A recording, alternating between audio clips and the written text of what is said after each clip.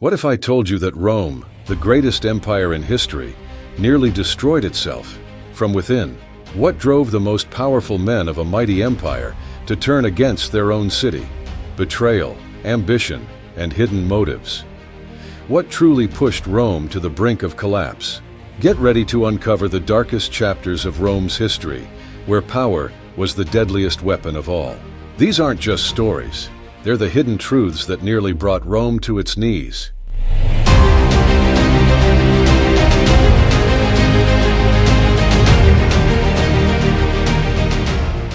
Marian-Sullan Civil War.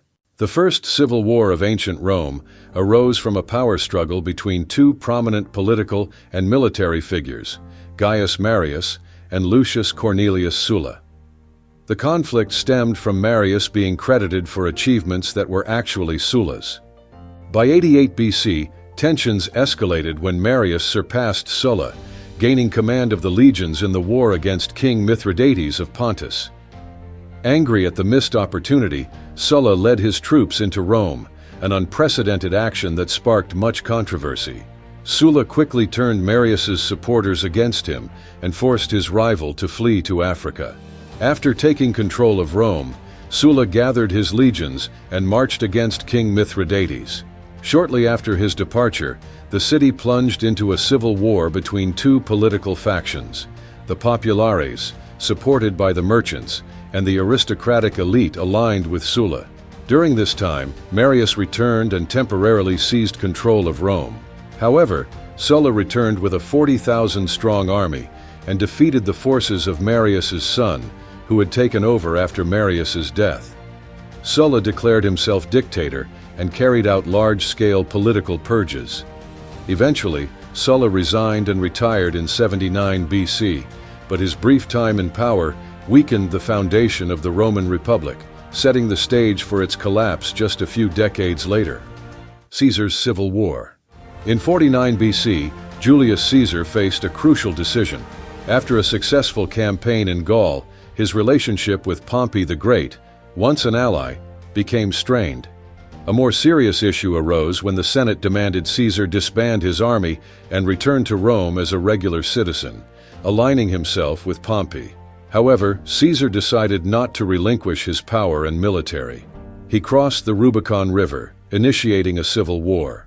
Over the following months, Caesar's forces clashed with Pompey's troops in various locations from Italy and Spain to Greece and North Africa. A significant turning point occurred at the Battle of Pharsalus in 48 BC, where Caesar, despite being outnumbered, defeated Pompey's army. After his defeat, Pompey fled to Egypt, but was betrayed and executed by the young king of Egypt. Pompey's death virtually ensured Caesar's victory. He continued to defeat Pompey's remaining allies and returned to Rome as a lifelong dictator in early 44 BC. However, Caesar's reign was short-lived, as he was assassinated by a group of Roman senators on March 15, also known as the Ides of March. Antony vs. Octavian War. Those who assassinated Julius Caesar may have believed they were protecting the Roman Republic, but the assassination led to the downfall of the Republic itself. The aftermath resulted in a period of instability and civil war. In this conflict, Octavian, Caesar's heir, and Mark Antony, one of Caesar's closest generals, became bitter enemies. Although initially allies in the Second Triumvirate, their relationship deteriorated by 32 BC due to personal ambitions and Antony's controversial relationship with Cleopatra, the Queen of Egypt. Octavian persuaded the Roman Senate to declare war on Cleopatra, setting the stage for a decisive battle for the fate of Rome. The final major confrontation between Octavian and the Antony-Cleopatra alliance took place at the Battle of Actium in 31 BC. Despite Antony's advantage in the number of ships, he was defeated due to the tactical brilliance of Agrippa, Octavian's general. As the situation became unfavorable, Antony and Cleopatra fled to Alexandria, where they committed suicide a year later, leaving Rome in the hands of Octavian. Octavian subsequently became the first emperor of Rome, taking the title Augustus, marking the end of the Roman Republic and the birth of the Roman Empire. Year of the Four Emperors. The prosperous era under the reign of Augustus marked the beginning of the Julio-Claudian dynasty, which lasted for nearly a century. However, after the death of Emperor Nero in 68 AD, a period of chaotic civil wars began in Rome. In 18 months, Rome witnessed 4 men ascending to the throne. Galba, the governor of Spain, was the first to become emperor after being declared so by the Senate. However, Galba did not win the favor of the people and was quickly assassinated, replaced by Otho, an ally of his. Unfortunately, Otho only held power for 3 months before being defeated and overthrown by Vitellius, another military governor. Vitellius was described as cruel and greedy, but he also did not hold on to the throne for long. The army in Judea declared Vespasian as emperor, and in the autumn of 69 AD, they marched into Rome and defeated Vitellius' forces in a fierce battle at Cremona. Vitellius was captured and executed in a state of madness, and Vespasian became the new Caesar.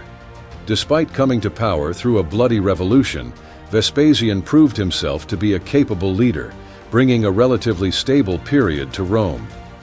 The 3rd century crisis. In 235 AD, the young Roman emperor Alexander Severus was assassinated by his own military during a campaign in Germania. This event occurred in the context of the Roman Empire being strained by increasing attacks from barbarian tribes, and it opened the way for a serious period of civil war that nearly brought down the empire. For the next 35 years, the Roman throne was constantly seized and usurped by ambitious individuals and military leaders. Almost all of these individuals met a sudden death, either in battles or through assassination. The situation worsened due to internal complexities, the outbreak of diseases, and threats from the Goths, Persians, and other invading forces. In this chaotic backdrop, the Roman Empire was temporarily divided into 3 separate states.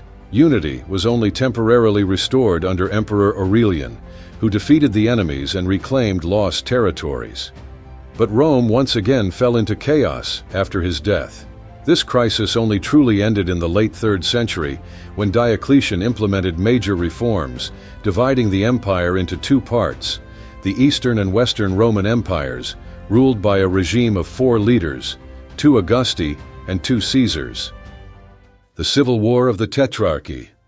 Diocletian's tetrarchy regime made the Roman Empire more manageable for a short period, but having multiple emperors also created the risk of civil war. The first major conflict began in 306 AD, when Maxentius, the son of former Emperor Maximian, declared himself emperor in Rome with the support of the Praetorian Guard. Severus, the Western Roman emperor at that time, attempted to confront Maxentius, but was betrayed by his own army and ultimately assassinated after Maxentius brought his father back to power. In the following years, leadership in Rome became chaotic, with a series of plots and impostors. At one point, there were up to 6 men claiming to be emperor. The struggle escalated into a full-scale war in 312 AD, when Emperor Constantine marched from Lugdunum, Lyon, through Italy, and defeated Maxentius at the Battle of Milvian Bridge. Afterwards, Constantine formed an alliance with Emperor Licinius, but later turned against him and initiated another civil war.